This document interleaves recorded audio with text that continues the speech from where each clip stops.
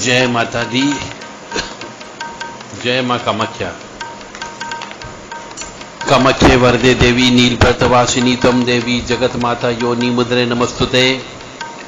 कामाख्ये काम संपन्ने कामेश्वरी हर प्रिये कामनाम देहि मे नित्यम कामेश्वरी नमस्तुते। कामदे काम रूपस्ते सुभगे सुर सेविते करोमि दर्शन देव्यम सर कामार सिद्धयेत। ओम महेशानी महामाये चामुंडे मुंडमालिनी आयु आरोग्य ऐश्वर्य देहि में देवी परमेश्वरी। ओम जयंती मंगला काली भद्रकाली कपालिनी दुर्गा क्षमा शिवा धात्री स्वाहा सदा नमस्तुते। ओम सर्वमंगल मांगल्ये शिवे सर्वासाधिके शरण्ये त्र्यंबके गौरी नारायणी नमस्तुते।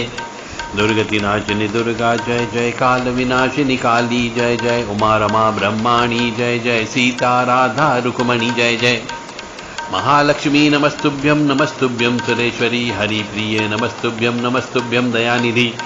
काली काली महाकाली काली के परमेश्वरी सर्वानंदकरी देवी नारायणी नमस्तुते।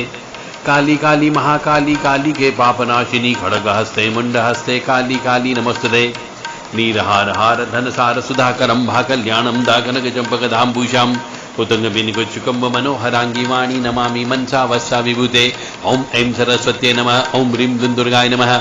या जल जल प्रज्वल अग्नि रूपाय ओम हौं ह्रीं श्रीं ज्वाला देवी नमः। देवी प्रपन्नताति हरे प्रसीद प्रसीद मातर्ग जोखिलस्य प्रसीद विश्वेश्वरी पाहि विश्वन्तमीश्वरी देवी चराचरस्य। शुभं करोति कल्याणम आरोग्यम धन संपदा शत्रुबुद्धि विनाशाय दीप ज्योति नमस्तुते। योनि मात्र शरीराय कुंजवासिनी कामदा रजस्वला महातेजा कामाक्षी ध्यायतां सदा। या देवी सर्वभूतेषु लक्ष्मी रूपेण संस्थिता नमस्तस्यै नमो नमः। माँ भगवती जगत जननी सभी के कष्ट हरे दुख हरे पाप हरे ताप हरे संताप हरे दारिद्र हरे और संकट हरे। देवराधा ट्रस्ट की तरफ से सत्यवाणी की प्रस्तुति। रहस्यमयी प्रेतों की दुनिया में हम आपको ले जा रहे हैं। प्रेतों से कहां कहां पर कैसे बचना चाहिए और प्रेत कैसे बनते हैं। कौन स्त्री मरती है तो क्या बनती है, पुरुष मरता है तो क्या बनता है। ये प्रेतों की रहस्यमयी दुनिया है। पर यानी कि जितने मनुष्य फिजिकली हम सदस्य रूप से इस दुनिया में देखते हैं उससे 3 गुना प्रेत आत्माएं इस दुनिया में घूम रही है। आधी अच्छी आत्माएं हैं, आधी बुरी आत्माएं भी हैं। और जो बुरी आत्माएं उनको शराब मांस चाहिए होता है और जो अच्छी आत्माएं होती है उन्हें पूजन पाठ चाहिए होता है, उन्हें भगवान की स्तुति चाहिए होती है। तो दोनों प्रकार के हैं। जब पुराने जमाने में हम देखते थे राक्षस भी हुआ करते थे और देवता लोग भी हुआ करते थे। इसी प्रकार से वर्तमान में भी अतृप्त आत्माएं भी है, राक्षसी प्रवृत्ति वाली आत्माएं भी है और अच्छी आत्माएं भी है। अच्छी आत्मा हमेशा बचाने का काम करती है और बुरी आत्मा मारने का काम करती है। अब रहस्यमय प्रेतों की दुनिया में चलते हैं कि नदी के ऊपर से जब भी आप निकलें या पुल के ऊपर से जब भी आप निकलें तो भगवान का स्मरण करते हुए निकलना चाहिए। यदि आप विवाह की बस लेकर के जा रहे हैं और यदि कोई पुलिया आ जाती है नदी की, तो नदी की पुलिया को क्रॉस करने के पहले एक नारियल अवश्य भेंट में दे देना चाहिए, यानी नारियल को फोड़ देना चाहिए। और यदि नारियल उपलब्ध न हो तो एक नींबू काट करके दे देना चाहिए। अब आप कहेंगे साहब हमें आप तो पुरानी परंपरा में लेके जा रहे हो, हमें बैकवर्ड दिमाग की ओर लेके जा रहे हो, आधुनिक बनो। पर अगर ऐसा नहीं करते हैं तो बहुत सी जगह देखा जाता है कि जो बारात की बस होती है या बारात की कार जीप होती है वह कई बार पलट जाती है आगे जाने पर और कई लोगों की मौत हो जाती है। उसके पीछे एक ही कारण रहता है कि पुलिया के देवता होते हैं। उन देवताओं को यदि आप विवाह करके ले जा रहे हो तो निश्चित तौर से भेंट अवश्य देना पड़ती है। उस नदी को भी भेंट देना पड़ती है और नहीं दोगे तो कष्ट की प्राप्ति अवश्य होगी।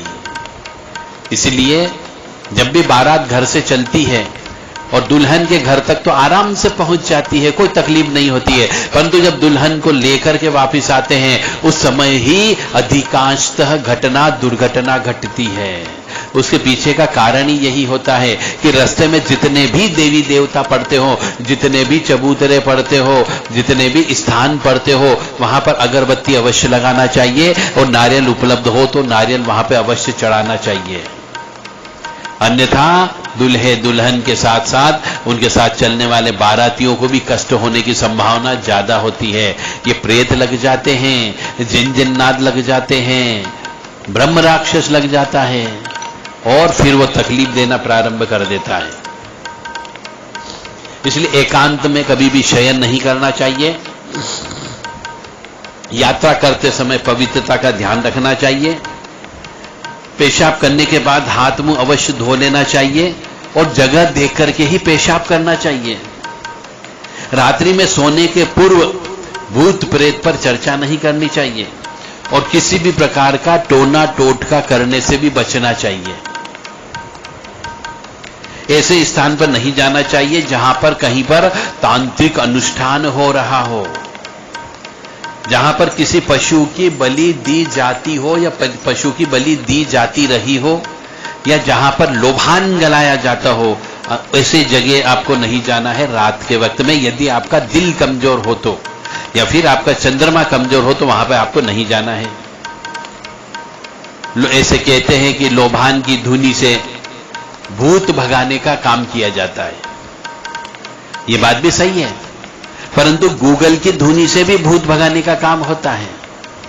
तो लोभान की धुनी से जो भूत भागते हैं वो जिन जिन्नादों की वजह से भागते हैं, और गूगल की धुनी से यदि भूत भागते हैं तो वो देवी देवताओं की वजह से भागते हैं। दोनों में जमीन आसमान का अंतर है। तो भूत भगाने वाले सभी स्थानों से बच करके रहना चाहिए, क्योंकि यहां पर धर्म और पवित्रता के विरुद्ध कार्य होता है। जो लोग भूत प्रेत या पितरों की उपासना करते हैं वह राक्षसी कर्म वाले होते हैं। ऐसे लोगों का संपूर्ण जीवन ही भूतों के अधीन रहता है।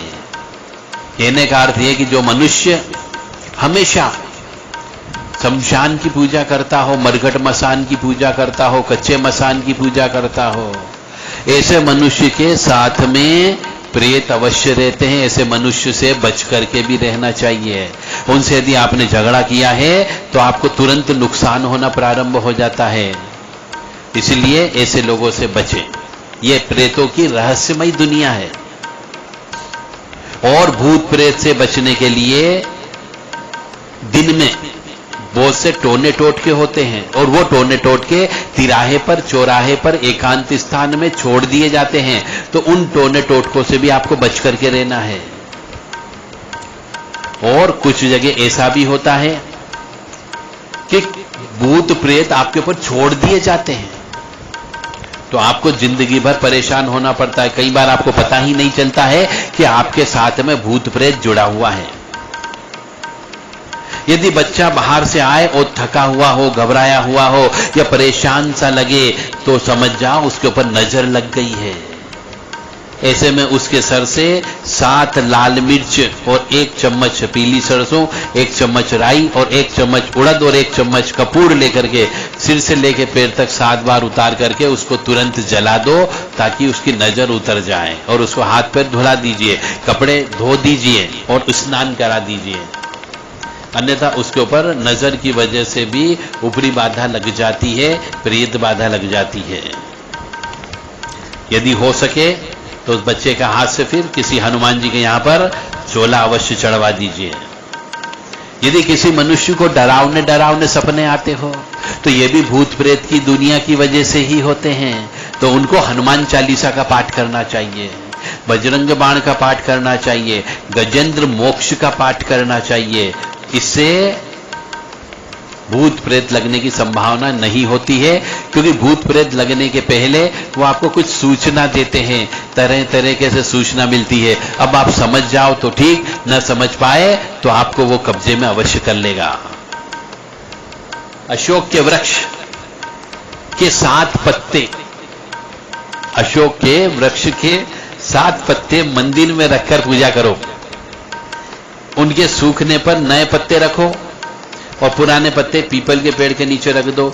यह क्रिया नियमित रूप से करते रहो, कम से कम 21 दिन या 27 दिन तक। हो सकता है आपके घर में यदि कोई नकारात्मक ऊर्जा है तो वो नकारात्मक ऊर्जा घर से बाहर चली जाएगी। अशोक के पत्तों में इतनी शक्ति होती है।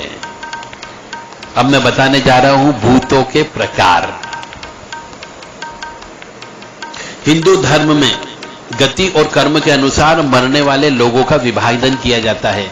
यदि किसी ने आत्महत्या करके मरा हो, कोई जल करके मरा हो, कोई पानी में डूब करके मरा हो, कोई साधारण मौत मरा हो, तो अलग अलग प्रकार से मृत्यु होती है। तो अलग अलग प्रकार से उनको विभाजित किया गया है। जैसे कि कोई मनुष्य भूत बन जाता है, कोई प्रेत बन जाता है, कोई पिशाच बन जाता है, कोई कुष्मांडा बन जाता है, कोई जिन बनता है, कोई ब्रह्म राक्षस बनता है, कोई वेताल बनता है, तो कोई क्षेत्रपाल बन जाता है। तो ये सब उस मनुष्य की आंतरिक शक्ति के ऊपर निर्भर करता है कि वो मनुष्य पापी मनुष्य था या पुण्यात्मा मनुष्य था, और उसके परिवार वालों ने उसका अंत्येष्टि संस्कार, दाह संस्कार कितने जतन से किया है और उसके लिए क्या दान धर्म किया है, उसके ऊपर भी निर्भर करता है। आयुर्वेद के अनुसार 18 प्रकार के भूत प्रेत होते हैं और भूत सबसे शुरुआती पद होता है। या कहें कि जब कोई आम आदमी व्यक्ति मरता है कोई, तो वह सबसे पहले भूत ही बनता है। फिर जैसे जैसे वो जप तप करता है, सेवा करता है, तब तक उसकी डिग्री बढ़ती जाती है। अब स्त्री का भूत, भूतों की रहस्यमयी दुनिया में हम आपको ले जा रहे हैं। स्त्री का भूत, इस तरह जब कोई स्त्री मरती है तो उसे अलग अलग नामों से जाना जाता है। जैसे कि एक प्रसूता स्त्री, यानी कि बच्चा देने के बाद में मरने वाली स्त्री, उसे प्रसूता स्त्री कहते हैं। या फिर ऐसी स्त्री जो जवान स्त्री हो, यदि वो मर जाती हो तो वह क्या बनती है? चुड़ैल बनती है। क्योंकि अशुद्ध अवस्था में कोई भी स्त्री मरती हो, चाहे वो जवान स्त्री मरती हो या मासिक धर्म की अवस्था में रहते हुए मरती हो, तो वह चुड़ैल कहलाती है। और यदि वो किसी को लग जाती है तो वो भयंकर तरीके से उस स्त्री को या पुरुष को समाप्त कर देती है। और स्त्री को ही ज्यादा लगती है क्योंकि स्त्री स्त्री को ही पसंद करती है।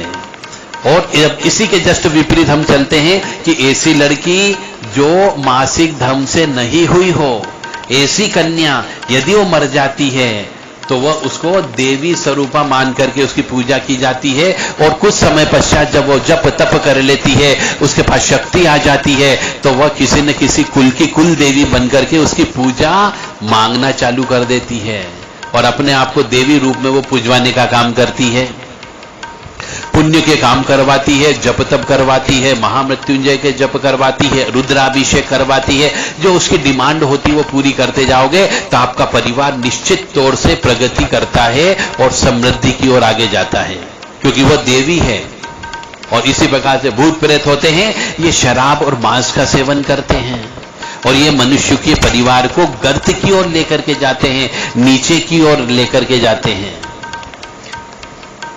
अब जिसकी मृत्यु अकाल मौत हुई हो, शेर खा गया हो, पहाड़ से गिर गया हो, डेड बॉडी नहीं मिल रही हो, पानी में डूब करके मर गया हो, ऐसे मनुष्यों की जिनकी डेड बॉडी नहीं मिलती है, ये उसी जगह रहते हैं जिस जगह इनकी आत्मा मरती है या शरीर मरता है। ये श्राद्ध लेने के लिए भी नहीं आते हैं और पिंडदान लेने के लिए भी नहीं आते हैं, तो ये हमेशा अतृप्त रहते हैं। और उस स्थान पर जब भी कोई मनुष्य जाता है, उस पहाड़ पर यदि कोई मनुष्य पहुंच जाता है या फिर उस नदी के उस किनारे पहुंच जाता है जहां पर उस मनुष्य की मृत्यु हुई थी, तो वो अंदर पानी के अंदर खींच लेता है। और ऐसी जगह फिर लगातार हमेशा वर्ष में 1-2 मौतें अवश्य होती है, चाहे वो पहाड़ पर हो या नदी किनारे हो। भूत अपनी शक्ति से क्या क्या कर सकता है? भूत की शक्ति, प्रेतों की गति बहुत अपार होती है, बहुत ज्यादा शक्ति होती है।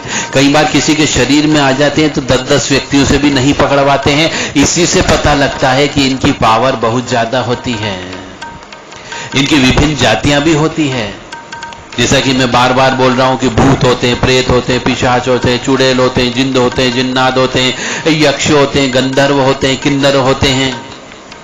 ये सब प्रेतों की ही एक तरीके की जाति है और ये अधिकांशतः सभी अतृप्त होती है। इन सबको भी प्यास लगती है, इन सबको भी भूख लगती है।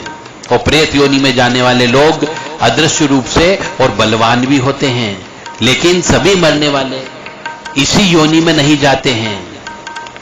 सभी मरने वाले अदृश्य तो होते ही होते क्योंकि आत्मा रूप में होते हैं, लेकिन बलवान नहीं होते हैं। बलवान वही होते हैं जो परोपकार का काम करते हैं, ईश्वर का नाम लेते हैं, वही बलवान बन पाते हैं। यह आत्मा के कर्म और गति पर निर्भर करता है कि वह आत्मा पवित्र थी या पुण्यात्मा थी। बहुत से भूत या प्रेत योनि में न जाकर पुनः गर्भ धारण करके मानव योनि में भी आ जाते हैं। जिनको भूख होती है, हवस की कह लीजिए, खाने पीने की भूख होती है, वह इधर मरते हैं और तुरंत कोई न कोई गर्भ के अंदर तुरंत घुस भी जाते हैं और बच्चे के रूप में पैदा हो जाते हैं। उन्हें इससे कोई मतलब नहीं होता है कि ये गर्भिणी स्त्री जिसके मैं गर्भ में जा रहा हूं, ये पापिनी स्त्री है या अच्छी स्त्री है या चरित्रहीन स्त्री है या पुण्यात्मा है, इससे उसे कोई मतलब नहीं होता है। इसलिए कहते हैं गर्भिणी स्त्री को बहुत संभल करके चढ़ना चाहिए। गर्भ जैसे ही ठहरता है तो इस गर्भ की रक्षा करने के लिए कुल देवी देवता की एक गर्भाधान संस्कार होता है, वो अवश्य करना चाहिए। साथ में तावीज धारण करना चाहिए, कमर के अंदर कुछ धागे अवश्य पहनना चाहिए और साथ ही साथ इष्ट देवी और कुल देवता का ध्यान अवश्य करना चाहिए।